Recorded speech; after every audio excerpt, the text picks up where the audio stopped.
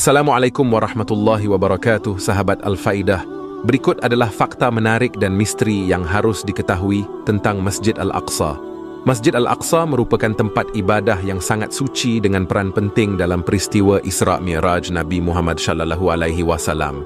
Terletak di tengah kota Yerusalem, Palestina. Kompleks masjid ini juga meliputi bangunan lain yang memiliki kubah besar berbentuk persegi 8 yang dikenal sebagai Masjid Qubat, As-Sakrah atau Masjid Kubah Batu. Istilah lain untuk Qubat Ash-Sakrah, Kubah Batu, adalah Dome of the Rock. Kubah Sakrah selesai dibangun pada tahun 691, menjadikannya bangunan Islam tertua yang masih berdiri hingga saat ini. Banyak yang keliru menganggap kubah kuning keemasan ini sebagai bagian dari Masjid Al-Aqsa. Padahal, keduanya berada di bangunan yang berbeda. Meskipun bila dilihat dari foto-foto yang beredar di media sosial, bentuk kubah Masjid Al-Aqsa dan kubah Syakrah tampak serupa. Perbedaan warna menjadi ciri khas yang membedakan keduanya. Nama Masjid Al-Aqsa disebutkan dalam Al-Quran dan beberapa hadis Nabi SAW. Seperti halnya pada Quran Surat Al-Isra ayat 1 berikut ini. Subhanalladzi asra bi'abdihi laylan minal masjidil haram ilal masjidil aqsa, alladzi barakna hawlahu linuriyahu min ayatina, innahu huwas sami'ul basir.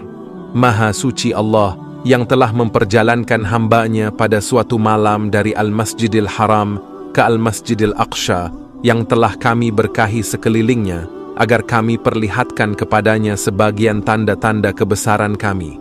Sesungguhnya dia adalah maha mendengar lagi, maha mengetahui. Deretan fakta dan misteri Masjid Al-Aqsa. Berikut ini fakta dan misteri mengenai Masjid Al-Aqsa yang telah dirangkum dari berbagai sumber. Pertama, terdapat batu Syakrah di dalam Masjid Kubah Ash-Syakrah. Diketahui bahwa kubah Masjid Syakrah adalah salah satu bangunan yang berdiri tepatnya di bagian tengah kompleks Masjid Al-Aqsa. Di dalam Masjid Syakrah diketahui menyimpan batu yang dikenal sebagai batu Syakrah. Mengutip Islamicity.org, batu ini berada 1,5 meter di atas tanah dan memiliki bentuk yang tidak beraturan. Batu Syakrah juga dikenal sebagai jantungnya Al-Aqsa. Beberapa keistimewaan yang dimiliki batu ini antara lain, batu Syakrah adalah bagian dari surga, sebagaimana disebutkan dalam hadis riwayat Anas bin Malik yang berbunyi, sesungguhnya surga merindukan Baitul Maqdis. Syakrah Baitul Maqdis itu dari surga dan merupakan pusat bumi. Pernyataan Anas bin Malik menunjukkan bahwa ada 2 batu surgawi yang diturunkan ke bumi ini, yaitu Hajar Aswad di Makkah dan Syakrah di Al-Aqsa.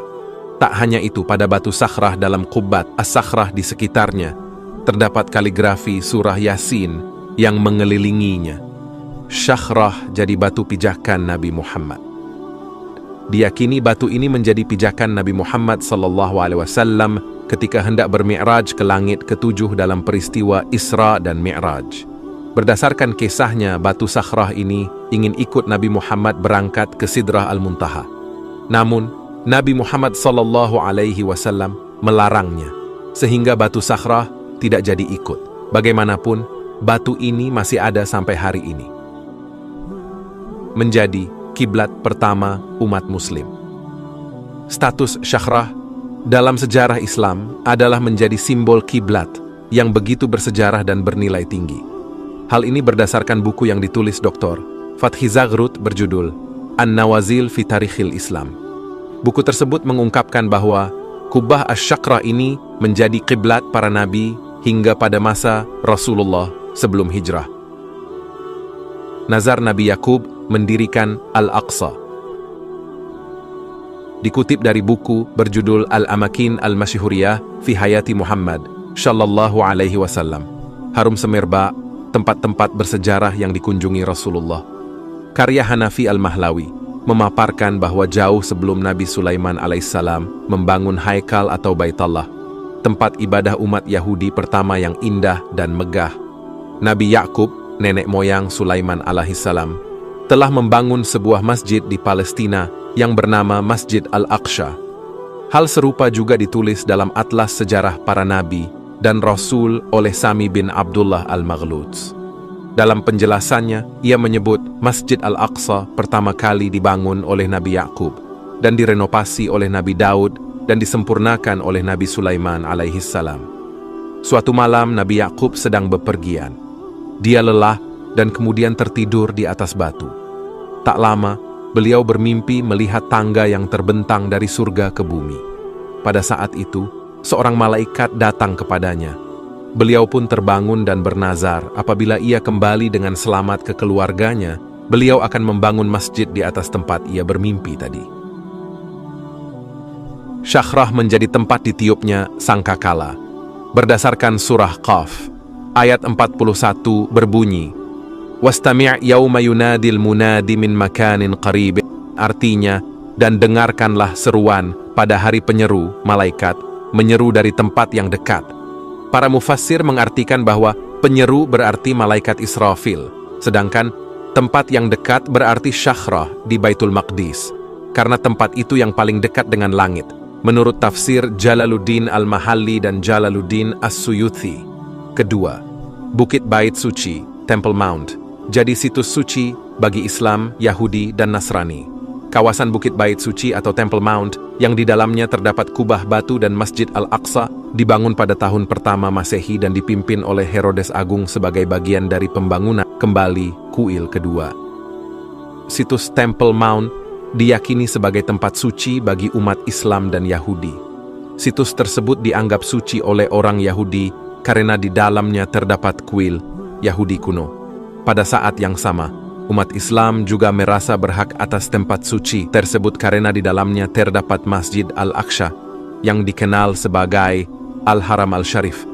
Bangunan ini terletak di bagian tertinggi, puncak Gunung Moria, yaitu tempat di mana orang Yahudi dan Kristen percaya bahwa Abraham mempersembahkan putranya, Ishak, sebagai korban kepada Tuhan. Kejadian 22. Namun saat ini, Gunung Moria menjadi rumah bagi Masjid Al-Aqsa, situs tersuci ketiga Islam dan kubah batu yang berlapis emas. Al-Aqsa saat ini berada di bawah kendali lembaga Islam Waqf. Orang Yahudi hanya diperbolehkan berdoa di tembok barat, yang merupakan sisa-sisa Temple Mount. Tak hanya itu, kebijakan yang dibuat juga melarang non-Muslim memasuki tempat-tempat suci, seperti Masjid Al-Aqsa dan Dome of the Rock atau Kubah Batu. Ketiga, UNESCO menolak Temple Mount milik Yahudi. Pemerintah Israel kecewa dengan keputusan yang dikeluarkan UNESCO bahwa Temple Mount di Yerusalem sebagai tempat suci hanya milik umat Islam saja, bukan Yahudi. Perdana Menteri Israel Benjamin Netanyahu menyebut keputusan UNESCO itu dirasa tidak masuk akal. Pemimpin Partai Buruh Isaac Herzog mengungkapkan keprihatinannya terhadap pernyataan ini. Ia menyatakan bahwa UNESCO telah melupakan tujuan sebenarnya mereka. Dengan menolak mengakui keberadaan Temple Mount, mereka seolah-olah melupakan sejarah bangsa Yahudi dan memunculkan rasa permusuhan. Situs Temple Mount awalnya adalah lokasi dari Masjid Al-Aqsa saat ini. Jika ada niat untuk menggantikan Al-Aqsa dengan Temple Mount, hal itu berpotensi memicu konflik, karena Al-Aqsa adalah tempat suci ketiga bagi umat Islam setelah Mekah dan Madinah. Hal ini telah menjadi sumber pertentangan antara komunitas Muslim dan Yahudi selama bertahun-tahun. Diketahui bahwa Palestina, Mesir, Aljazair, Maroko, Libanon, Oman, Qatar, dan Sudan telah mengajukan resolusi dan menyatakan Temple Mount sebagai situs yang memiliki makna penting bagi agama Islam. Sahabat Al-Faidah, terima kasih sudah menonton video ini. Jika Anda menikmati konten ini, jangan lupa untuk memberikan like, share, dan berlangganan, subscribe ke saluran kami untuk konten-konten yang lebih menarik di masa depan. Kami juga sangat menghargai komentar dan masukan dari Anda, jadi jangan ragu untuk berbagi pemikiran Anda. Terima kasih atas dukungan Anda. Wallahu a'lamu bissawab. Wassalamualaikum warahmatullahi wabarakatuh.